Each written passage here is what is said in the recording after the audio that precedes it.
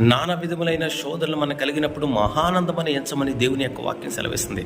కానీ విశ్వాసికి ఇలాంటి నానా విధములైనటువంటి శోధనలు వచ్చినప్పుడు, బాధలు వచ్చినప్పుడు వాళ్ళు ఇంకా నలిగిపోయి ఈ దేవుడు మాకేం చేశాడు, ఈ దేవుడు మమ్మల్ని ఎలాగ ఆదరిస్తున్నాడు, మమ్మల్ని పట్టించుకోవట్లేదని చాలామంది విశ్వాసులు అంటూ ఉంటారు.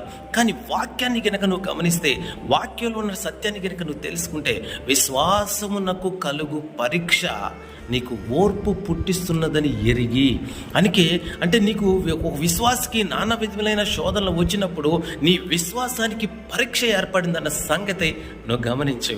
ఆ పరీక్షలో నువ్వు పాస్ అవ్వాలి.